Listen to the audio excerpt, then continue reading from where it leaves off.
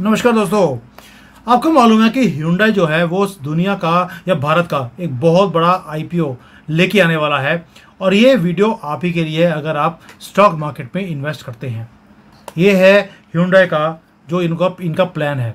दोस्तों मेरी आपसे एक ही गुजारिश है, इस आईपीओ के अंदर आपको इन्वेस्ट नहीं करना है। 27,000 करोड़ या 28,000 करोड़ ये यहाँ से लेकर ये रफू चक्कर होने वाले हैं और इसमें आपको नुकसान ही होने वाला है, इसमें फ़ायदा नहीं है। उसका रीज़न बताऊंगा, एक एक चीज़ आपको एक्सप्लेन करूंगा ये क्यों बोल रहा हूं और आपको समझ आएगा कि वाई आई एम सेइंग कि इसको बहुत नज़दीक से आपको एग्जामिन करना पड़ेगा कि क्या ये आपको बेनिफिट देगा या हमारे देश को ये बेनिफिट देने वाला है। सरफेस के ऊपर तो लगता है कि भाई ये अपॉर्चुनिटी बड़ी अच्छी है इन्वेस्ट करने के लिए, क्योंकि एक वेल नोन ऑटोमोबाइल जायंट है दुनिया का। लेकिन अगर आपको क्लोजली देखेंगे ये जो डील है, it's a bad deal for Indian investors and for our country also. क्यों? क्योंकि इकोनॉमिक ट्रैप है ये सारा पैसा निकाल कर ये बाहर लेके जाने वाले हैं साउथ कोरिया में। और Hyundai की अपने कंट्री में कोई ज़्यादा अच्छी पोजीशन नहीं है, इसीलिए इनको लगता है कि भाई इतना बड़ा पैसा अगर मिल रहा है यहाँ पर तो क्यों ना लिया जाए। अब मैं क्यों बोल रहा हूँ कि ये सारे पैसे सिर्फ साउथ कोरिया में जाएंगे, ये हमारे कंट्री को या आपको ये बेनिफिट नहीं देंगे। कुछ अलार्मिंग एस्पेक्ट्स हैं इस आईपीओ के। पहली बात तो ये है कि मुझे तो ये हैरानी है कि भारत की गवर्नमेंट ने इसको बंद क्यों नहीं किया। भाई अलीबाबा ने भी यही काम करने की कोशिश करी थी, उसके आईपीओ को आने ही नहीं दिया गया। मुझे लगता है कि जो 15 अक्टूबर को ये दिवाली से पहले जो ये निकालने की कोशिश कर रहे हैं, भैया ये 100% ऑफर फॉर सेल है। इसका मतलब क्या होता है कि ये इसमें से पैसा जो रेज किया जाएगा वो री इन्वेस्ट नहीं होगा इंडिया के ऑपरेशंस के अंदर। एक एक रुपया जो इसमें से इकट्ठा होगा वो वापस जाएगा प्रमोटर्स के पास साउथ कोरिया में। ये Hyundai इंडिया को स्ट्रेंथन करने के लिए नहीं है, ये यहां से पैसों को बाहर निकालने का एक तरीका है। और इंडियन इन्वेस्टर्स के पास क्या रह जाएगा? छून छुना और कुछ भी नहीं है। आप इसको देखिए, ये सिर्फ जो मैं पहले बोला आपको वेल्थ ट्रांसफर का एक तरीका है और ये बेनिफिट करेगा सिर्फ साउथ कोरिया की जो कंपनी के जो हेड्स हैं उनको, और नुकसान होगा इंडियन इन्वेस्टर्स को जब हमारा कैपिटल यहाँ से निकल के बाहर चला जाएगा।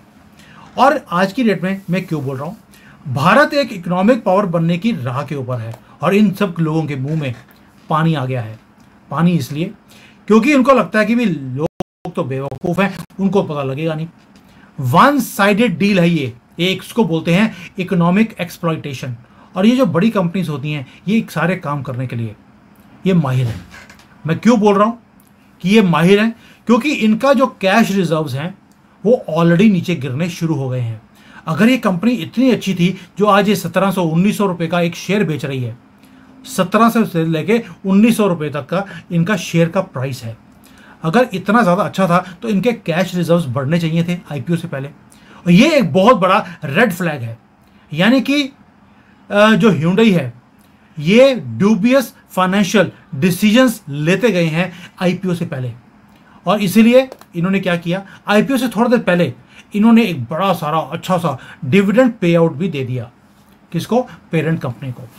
यानी कि large sums of money have been taken out of Hyundai's cash reserves. और ये सीरियस कंसर्न होता है किसी भी कंपनी की फाइनेंशियल हेल्थ को बताने के लिए। अगर ये इतने ही कॉन्फिडेंट थे फ्यूचर के लिए तो कैश रिजर्व्स को ड्रेन आउट करने के लिए ज़रूरत क्या थी? और उसके बाद फिर ये इन्वाइट कर रहे हैं पब्लिक इन्वेस्टमेंट को भी। यानी कि जो टाइमिंग है डिविडेंड पे आउट की वो सजेस्ट करती है कि Hyundai प्रॉमिस कर रहा है कि मैं साउथ कोरियन जो मेरे पेरेंट्स हैं उसका इंटरेस्ट वॉच करूंगा, भारत के जो इन्वेस्टर्स हैं उनका नहीं। अब तीसरी बात बताता हूं आपको, दो तो मैंने समझा दी आपको जो मेजर पॉइंट थी। अब आती है कि जो रॉयल्टी पेमेंट्स हैं ये होता क्या है। इसमें होता है कि जो पेमेंट्स हैं वो पेरेंट कंपनी को दी जाती हैं और यही काम इन्होंने किया भी है और ये फ्यूचर में भी यही कुछ करने वाले हैं। कोई भी यहाँ पर अगर इनकम जनरेट होगी वो सबसे पहला काम करेंगे कि पेरेंट को, जो इनकी कोरिया की कंपनी है, उसे भेज देंगे। और नुकसान हमेशा इंडियन इन्वेस्टर का ही होगा। यानी कि हम 1800 रुपये में शेयर खरीदेंगे, वो 150 रुपये का रह जाएगा और फायदा होगा इन लोगों का जो बाहर बैठे हैं। मैं बार बार इसलिए क्वेश्चन पूछ रहा हूं कि इस कंपनी की जो रियल इंटेंशंस हैं, जब आपने पैसा भारत में लगाना ही नहीं है तो आप भारत में पैसा रेज कर क्यों रहे हैं? हम कोई न्यूयॉर्क स्टॉक एक्सचेंज तो नहीं है कि जहां से पैसा लिया और जाकर आपने कहीं और लगा दिया। यानी कि इनकी जो मंशा है वो पेरेंट कंपनी को सस्टेन करने की है, भारत में कुछ नहीं करना। और ये आईपीओ अभी क्यों लेकर आ रहे हैं, ये कभी सोचा आपने? ये इसलिए क्योंकि मार्केट बहुत ज़्यादा हाई के ऊपर है। जब इतनी हाई मार्केट हो तो आपको ओवर इवैल्यूएशन करने का मौका मिल जाता है। इसीलिए ये अभी स्टॉक मार्केट के अंदर बूम को देखने के बाद इन्होंने एक स्ट्रैटेजी निकाली कि भैया अभी आओ, इन्फ्लेट करो अपने शेयर को और आईपीओ निकाल दो। और यही कैच है इसके अंदर। क्यों? क्योंकि ऑटोमोबाइल इंडस्ट्री आज की डेट में स्ट्रगल कर रही है। ह्यूंडई की जो सेल्स हैं वो ऑलरेडी 5% नीचे गिर चुकी हैं जुलाई के अंदर। तो जब इतनी बुरी हालत है, कैश रिजर्व्स कम हो रहे हैं, तो आईपीओ अभी क्यों लॉन्च करना है? इतनी जल्दबाजी किसके लिए है? जब तक आपके ना तो आपकी इवैल्यूएशंस हाई हैं, ना कैश रिजर्व्स हाई हैं, ऊपर से सेल्स ड्रॉप हो रही हैं, तो अभी क्यों? क्योंकि इनको मालूम है कि फ्यूचर में जो मार्केट है वो क्रैश हो सकती है। इंटरनेशनली आपको मालूम है स्यापा पड़ा हुआ है, कभी भी मार्केट क्रैश कर सकती है। मैं बार बार बोल रहा हूँ कि अभी तो ये बुलिश मार्केट है, इसलिए उसका एडवांटेज लेने की ये कोशिश कर रहे हैं। जो बुलिश मार्केट की जो सेंटिमेंट्स होते हैं उसमें कचरा भी डाल दीजिए, वो भी राइज करता है। इसीलिए इन्होंने इस वक्त यहाँ पर, इवन दो इनकी इंडस्ट्री को they are facing challenges, but still they are coming into the market, सिर्फ इसलिए कि ओवर वैल्यू करी अपने आईपीओ को। पे मोर फॉर लेस, ये वाला हाल होगा हमारे साथ। अगर आप इसको कभी भी देखेंगे कि जो ह्यूंडई का जो आईपीओ है, जो सारे फैक्टर्स हैं मैंने सारे देखे, it is really really over priced. आप टाटा मोटर्स देख लीजिए, उनका हमेशा होता है लो प्राइस टू अर्निंग्स, जिसको हम पीई रेशो बोलते हैं। वो they offer much better value to the investors, क्योंकि टाटा ने हमेशा इन्वेस्टर्स का साथ दिया है। तो फिर आप इतना बड़ा प्रीमियम ह्यूंडई के शेयर्स के ऊपर क्यों देना चाहते हैं? क्योंकि you are paying more to get less. Why? मुझे समझ नहीं आया। सो इस आईपीओ को सपोर्ट करने की जरूरत नहीं है, क्योंकि आप इससे सिर्फ फॉरेन डोमिनेंस जो है उसी को फ्यूल करेंगे, अपने कंट्री का भी और अपना भी आप नुकसान करेंगे। अब साथ में आते हैं एक और चीज़ कि जो ये एक तरह से आज की डेट में जो बाकी के शेयर्स हैं वो कौन से हैं। आपको याद होगा हमने एक वीडियो बनाया था स्टॉक मार्केट के ऊपर कि क्या ये करेक्शन है जो मार्केट नीचे आई है या ये क्रैश है। उसके अंदर हमने एक बात करी थी कि भारत के अंदर मोदी जी का जो फोकस है वो किस चीज़ में है। उनका फोकस है डिफेंस के ऊपर। और भाई जो हमारी डिफेंस की कंपनियां हैं, पीएसयूज जो हैं, उनके आप शेयर देख लीजिए, वो कहाँ से कहाँ चले गए हैं। थोड़ा सा डिप आया है, लेकिन वो जाकर आगे जाकर वो भी दुगने तिगने होने वाले हैं। क्या आपको लगता है कि 1700 का या 1800 का शेयर लेकर ह्यूंडई का ये 3 गुना बढ़ जाएगा? जब हमारे पास ऑल्टरनेट्स हैं हमारी मार्केट के अंदर, तो हमें इन लोगों को, ह्यूंडई जैसे लोगों के आईपीओ को सस्टेन करने का, सपोर्ट करने का फ़ायदा क्या है? क्योंकि इसमें नुकसान हमारे कंट्री का भी है और हमारा भी होने वाला है। अभी आते हैं पहली बात कि हमें बिगर पिक्चर देखनी पड़ेगी। What is important? क्या मेरी कंट्री और मेरी पॉकेट इंपॉर्टेंट है? अगर वो है तो भारत की इकोनॉमिक सॉवरेनिटी को बचाने के लिए, जब वो क्यों बोल रहा हूँ, क्योंकि भारत एक क्रॉस रोड्स के ऊपर है। हम आज उस मुकाम पे हैं, हम पीछे भी जा सकते हैं, आगे भी चल सकते हैं और फ्लैट भी रह सकते हैं। और हमारी जो इकोनॉमिक पावर हाउस हम बनते जा रहे हैं, ये बड़े बड़ी जो कंपनियां हैं इनके मुंह में पानी इसीलिए आ रहा है। और जो ह्यूंडई का आईपीओ है, ये हमारी तरक्की को रिप्रेजेंट नहीं करता, ये हमारी तरक्की को खाना चाहते हैं। इसीलिए ये एक्सप्लॉइट करने आया है इंडियन कैपिटल मार्केट को, ताकि ये अपनी पेरेंट कंपनी को ये बचा सके, उन्हें सपोर्ट कर सके। रिस्क हमारे पैसे का है, इनका रिस्क कोई भी नहीं है। ये तो सिर्फ यहाँ से वेल्थ को निकालकर बाहर लेके जाना चाहता है, वैसे ही जैसे ईस्ट इंडिया कंपनी यहाँ पर करती रही है।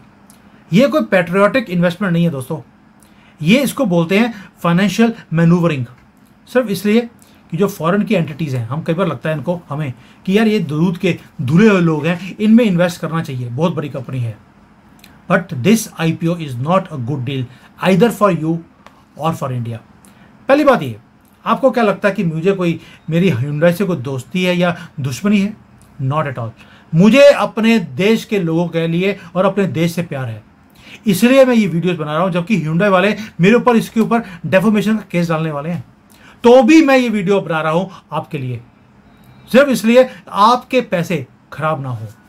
ये आईपीओ आपको लगेगा बड़ा appealing at the first glance, लेकिन अगर आप डीपर जाएंगे जैसे मैंने गया हूं, और इसमें मेरी पूरी टीम ने पूरा सहयोग दिया है, मुझे पूरे चीज़ों को निकाला हम लोगों ने, इट विल बिकम क्लियर कि ये ना तो आपके लिए जो कि भारत का इन्वेस्टर है उसके लिए, ना हमारी इकॉनमी के लिए ये ठीक नहीं है।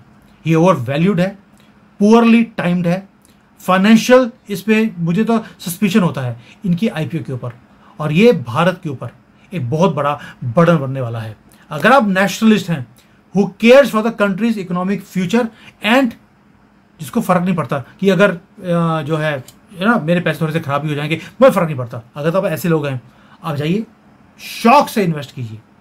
लेकिन अगर आप अपने पैसे खराब नहीं करना चाहते तो मेरी गुजारिश एक ही है कि इस कंपनी में इन्वेस्ट करने के बजाय जो भारत की जो PSUs हैं, जो डिफेंस की कंपनियां हैं जिसके ऊपर भारत का अभी फोकस भी है, मोदी जी खुद उसे वॉच कर रहे हैं, उसके अंदर जाकर इन्वेस्ट कीजिए। ये मैं मोदी जी की तरफ से वीडियो नहीं बना रहा हूं, आप ही के लिए बना रहा हूं। Be informed and take the right decisions, जिसमें आपकी वेल्थ और कंट्री की वेल्थ हमारी बाउंड्री के अंदर रहे, ना कि कंट्री से ये बाहर जाए। थैंक यू दोस्तों, आई होप ये message reaches to most Indians who are investors in the market. Save yourself and save your country. ये आईपीओ हमारे लिए बिल्कुल भी अच्छा नहीं है। थैंक यू, जय हिंद, वंदे मातरम। और आप जय सिया राम लिखना वो कभी मत भूलना।